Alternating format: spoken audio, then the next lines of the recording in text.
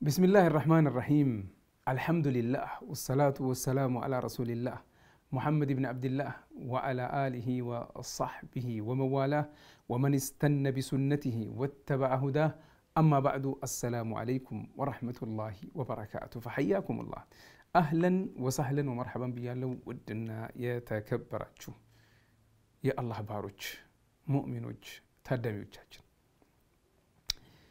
الله سبحانه وتعالى በዚች ዱንያ ላይ ሰዎችን ይፈትናቸዋል በፈለገው መልኩ ይፈትናቸዋል አንዳንዶችን አላህ Subhanahu Wa Ta'ala ዕውቀት ይሰጣቸውና በዚያ ዕውቀት ይፈትናቸዋል አንዳንዶችን ስልጣን ይሰጥና በስልጣናቸው ይፈትናቸዋል አንዳንዶችን በሀብታቸው ይፈትናቸዋል አንዳንዶችን በጤናቸው ይፈትናቸዋል አንዳንዶችን በድህነት ይፈትናቸዋል አንዳንዶችን በበሽታ ይፈትናቸዋል አንዳንዶችን ልጅ አይሰጣቸውም ይፈትናቸው አንዳንዶችን እንደፈለገው አላህ Subhanahu Wa Ta'ala እያንዳንዱን ሰው የሚፈትንበት ነገር አለው ትክክለኛ አላህ ባራ እንድንሆን ሊያነጻን ከኃጢአት ሊያጠራን ከኃጢአት ጥርት አድርጎ ወደ ጀነት ሊወስደን Subhanahu Jalla Jalaluhu አው ሁላችንም ኃጢአተኞች ነን ኩሉ ኢብኑ አደም خطأ ሁላችንም ኃጢአተኞች ናቸው በላጫችን ግን ከኃጢአት ወደ አላህ በተውባ የሚመለሰው ነው እናም እንደሚታወቀው ሁሉ በዚች በተለይ በዚህ ዘመን በስቷል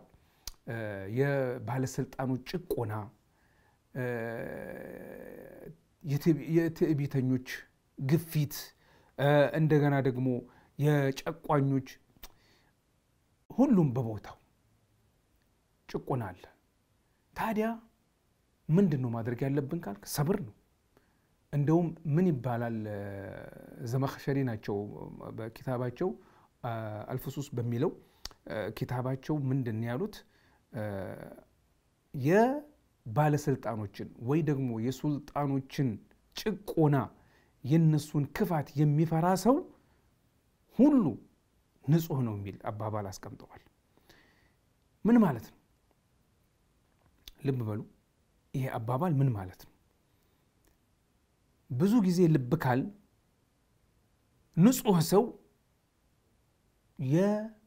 የጨቋኞችን ባለስልጣን ይሁን ባለሀብት ይሁን ባለጊዜ ይሁን በተለያየ ሁኔታ ይጨቁናል ተብሎ የሚፈራን ሰው እሱን ይጠነቀቁታል ይጠነቀቁታል አይቀርቡትም ወይ ደግሞ ጥንቃቄ ያደርጉለታል ለምን ጥፋት ስላላቸው ነው አይደለም ብዙ ጊዜ ውሸታሞች አስመሳዮች ናቸው እነሱን የሚቀርቡት ያስመስሉባቸዋል ይዋሹዋቸዋል ትክክለኛ ነገር አይነግሯቸውም ከሐቅ ያርቋቸዋል ለምን ለመጠቀም ለራሳቸው ለመጠቀም ለመወደድ ብለው ማለት ነው እናም እነዚያ ንጹሆቹ ደግሞ እነሱ ጋር ይሄ ነገር የለም አይሰራም ለምን የአላህ ፍራቻ አለ አላህ Subhanahu Wa Ta'ala ውሸታሞችን ይቀጣቸዋል አይተዋቸውም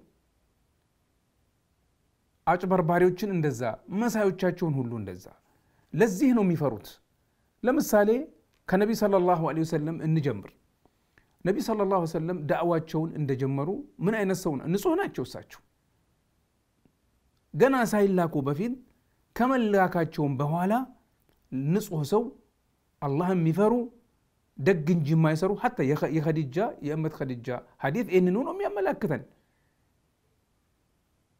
ልክ ነብይ ሰለላሁ ዐለይሂ ወሰለም ጅብሪል መጥቶ መጀመሪያ ቀን በሂራ ዋሻ ውስጥ ባነጋገራቸው ጊዜ ፈርተው አይደል ወደ ቤት የተመለሱት ፈርተው ነው የመጡት ለምንድን ነው የፈሩት ከዛ ምንድን ነው ያለቻቸው እሷ انك لتصل الرحم وتقر الضيف الى اخر الحديث አንተ እኮ ዘመድ የምትቀጥል ሰው ነህ አንተ እኮ እንግዳን የምታከብር ሰው ነህ ምን ደግ ነገሮቻቸውን ነብዩ ሰለላሁ ዐለይሂ ወሰለም አስታወሰቻቸው ይሄ ሁሉ የሆነው ከመላካቸው በፊት ነው ከተላኩም በኋላ መልእክተኛ ከሆኑም በኋላ ቀጥለውበታል ሰለላሁ ዐለይሂ ወሰለም እንደውም የባሰ ሸሪዓዊ በሆነ መልኩ ህግና ደንብ ባለው መልኩ እናም ቁረይሾች እሳቸው ወደ እስላም መጣራት ከጀመሩ ጊዜ ጀምሮ መሳፍንቶቻቸው ባላባቶቻቸው ሲያስቸግሯቸው ነበር ነብይ ሰለላሁ ዐለይሂ ወሰለም ቆሻሻ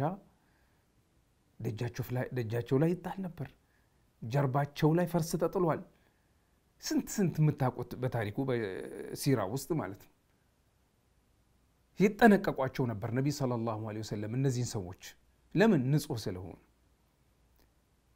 እንደውም አደጋ ይደርስ የነበረው በሙሽሪኮቹ በውሸታሞቹ በካፊሮቹ ላይ ነው ወይስ በሙእሚኖቹ ላይ? እንደዛው አቡበክርን ወሰዱ፣ እንደዛው አብዱላህ ብን መስዑድ መካ ላይ እንዴት እንደተደረገ እንዲሁም የነ አማርን ቤተሰብ ታሪክ ሁላችሁም ታውቁታላችሁ። አባቱ እናቱ እንዴት እንደተገደሉ። እነዚህ ሁሉ ንጹሆች ስለሆኑ ብዙ ጊዜ ንጹሆች ናቸው እነዚህን ሰዎች የሚጠነቀቁት የተባለው ለዚህ ነው። ወደ ሀበሻ ተሰደዱ። ለምን? የነዚህን አድርባዮች፣ የነዚህን ጨቋኞች፣ የነዚህን አምባገነኖች ጭቆና ፍራቻ ዲናቸውን ይዘው በልባቸው ሀገራቸውን፣ ሀብታቸውን፣ ቤታቸውን፣ ሁሉ ነገራቸውን ትተው ተሰደዱ ወደ ሀበሻ 2 ጊዜ።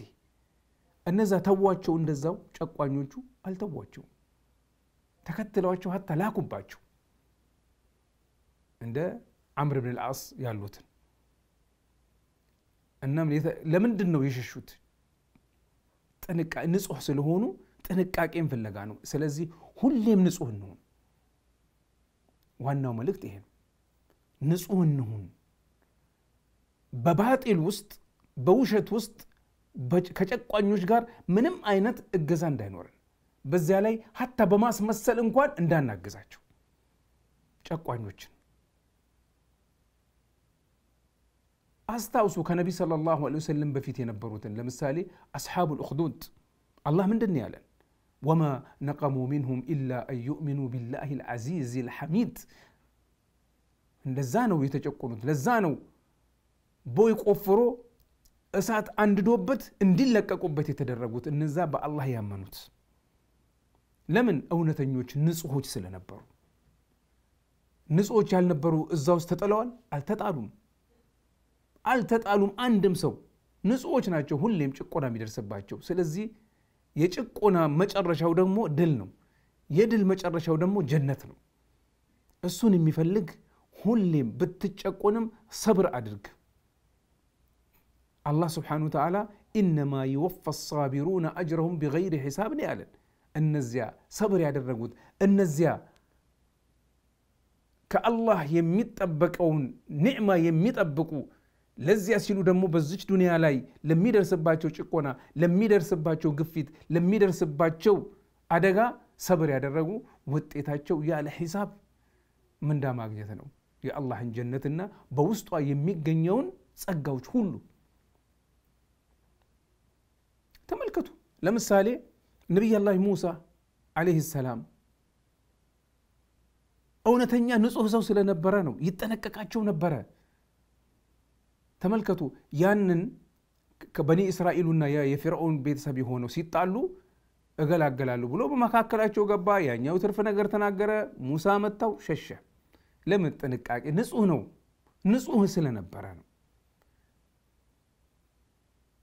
ሲያሳድዱትም ነበር። ከዛ በኋላ ካወቁ እሱ መሆኑ ከታወቀ በኋላ እሱም ሸሸ ሲጀመር። ለምን? ንጹህ ስለነበረ። ለዚህ ነው እንደተባለው ሁሉ የጨቋኞችን የአምባገነኖችን የትዕቢተኞችን ጭቆና የሚፈራ ንጹህ ነው የተባለው። ነገር ግን በዚህ በአንጻሩ መርሳት የሌለብን ነገር አለ። ወንጀለኛ ማለታችን አይደለም። ልብ በሉ። ወንጀለኛ ባለስልጣኖችን ይፈራል፣ ጨቋኞች ስለሆኑ አይደለም። ሀታ ጭቆና በሌለበት ለምሳሌ በሸሪዓ የሚተዳደር ሀገር ቢሆን ወይ ደግሞ ትክክለኛ ህግና ደንብ ተጠብቆ የሚሰራበት ሀገር ቢሆን ወንጀለኛ እንደፈራ ነው ሁሌም። ለምን? ለወንጀሉ ሲል ነው የሚፈራው። ስላጠፋው ጥፋት ነው የሚፈራው። ያላጠፋው አይፈራም። ለምን? ጨቋኝ የለም። ጨቋኝ በሌለበት ነው የምናገረው። በሸሪዓ ለምሳሌ የሚተዳደር ይሁን በትክክለኛ ህግ የሚተዳደር ከሆነ ያው እኛ እንግዲህ የምናወራው ስለ ሸሪዓ ነው። ኦኬ። እና እዚህ ጋር ጨቋኝ ያለበት ቦታ ከሆነ ፈሪው ሁሌም ማን ነው? አብዛኛውን ጊዜ ያው 100% አንልም፣ አብዛኛው ማን ነው? ንጹህ የሆነው ሰው ነው። ግፊት ይደርስበታል። ጨቋኞች ንጹህን ሰው አይወዱም። የአላህ መንገድ የያዘን ሰው አይወዱም። ናም ስንቱ እስር ቤት ገብቷል፣ ስንቱ ተገሏል፣ ስንቱ አካለ ስንኩል ሆኗል፣ ስንቱ ተመልከቱ። በተለያዩ ሀገራት በሙስሊም ወንድሞቻችን ላይ የሚደርሰውን ነገር በቀላሉ ማስታወስ ይቻላል። አላህ Subhanahu Wa Ta'ala ነፃነታቸውን ይወፈቃቸው ያ ረብ العالمين። እንደምታስታውሱት በሲራ ውስጥ ነብይ ሰለላሁ ዐለይሂ ወአሊሂ ወሰለም hatta በሂጅራ ወደ መዲና ከወጡ በኋላ እንደዛው አልተዋቸውም። ማንም አልተዋቸውም። ጨቋኞች ተከትለዋቸው ነው የመጡት። በተለይ ደግሞ የአህዛብን ዘመቻ የኸንደቅን ዘመቻ ፈጽሞ አንረሳው። እነዚያ ትዕቢተኞች፣ እነዚያ እብሪተኞች፣ እነዚያ አምባገነኖች ነብይንና ሰለላሁ ዐለይሂ ወሰለም ሰሃቦችን ረዲየላሁ ዐንሁም ወአርዳሁም ለከምድር ገጽ እናጠፋለን ብለው ነው የመጡት። ነገር ግን አላህ Subhanahu Wa Ta'ala እነሱ በዳዮች ስላልሆኑ አላህ ጠበቃቸው። ድልም ለነሱ ሆነ በአላህ እገዛ። ኢነላህ يدافع عن الذين آمنوا الله ሙእሚኖችን በሱ ያመኑትን አላህ Subhanahu Wa Ta'ala ያግዛቸዋል። አላህ Subhanahu Wa Ta'ala ይደግፋቸዋል። አላህ Subhanahu Wa Ta'ala ነስሩን ይሰጣቸዋል بإذنه جل جلاله። ነገር ግን ሰብር ያስፈልገናል። አላህ Subhanahu Wa Ta'ala ሰብረኞች ያድርገን። እንዲሁም ወንድሞቼ የነብዮች ታሪክ ይሄንኑ ነው የሚያሳዩት። ብዙ መልእክተኞች ለምሳሌ ብናስታውስ የነብዩላህ ሉጥ አለይሂ ሰላም ህዝቦች ያ ህዝብ ቆሻሻ ነገር የሚሰራ ህዝብ ነበር። ወንድ ከወንድ ጋር ግንኙነት የሚያደርግበት ሰለላሁ ሰላመቱ ወልዓፊያ አላህ ይጠብቀን። ለምንድነው ነብዩላህ ሉጥ አለይሂ ሰላም ይገፋ የነበረው? ለምንድነው እሱን ለመግደል የሞከሩት? ለምንድነው እሱን የጨቆኑት? ለምንድነው እሱ ሲጋፉ? የአላህ መልእክተኛ እንደሆነ ያውቃሉ። እነዚያ እብሪተኞቹ ጨቋኞቹ እሱን ሲጋፉ የነበረው እውነተኛ ስለነበረ ነው። እሱም ይጠነቀቃቸው የነበረው ንጹህ ስለነበረ ነው። እሱና ከሱ ጋር ያመኑት وما آمن معه إلا قليل። ስለዚህ ወንድሞቼ ሁሌም ንጹሆች ለመሆን እንሞክር። ሁሌም ንጹሆች መሆን ሁሌም ውጤቱ ያማረ ነው የሚሆነው። ሙስዓብ ብን ዑመይርን ታሪኩን ታስታውሳላችሁ። እናቱ እንዴት ተጨቆነ ካሰለመ በኋላ ንጹህ ልብ በሉ። ሙሽሪክ በነበረበት ጊዜ ምንም ነገር የለበትም፣ ምንም ችግር አልነበረበትም። ካሰለመ በኋላ ግን ጭቆና ውስጥ ገባ። ታሰረ ቤት ውስጥ እስኪታሰር ድረስ፣ እናቱ ቤት ውስጥ እስክታስረው ድረስ። ለምን? ከእስልምና እንዲመለስ። አያችሁ። እንደገና ተመልከቱ። ለምሳሌ የነ ዑመርን ታሪክ አለይሂ ረዲየላሁ ዐንሁ እህቱ ባሰለመች ጊዜ እስልምናዋን ደበቀች። ዑመር ጨቋይ ነበር፣ ገና አላሰለመም በዚያን ሰዓት። ለምንድነው ስትደብቅ የነበረው? ንጹህ ስለነበረች ነው። የዑመርን አደገኛነት ስለምታውቅ ካወቀ በኋላ ስተዋት እንደዛው የመታትምት እንግዲህ ታስታውሳላችሁ በሲራ ውስጥ ያለው።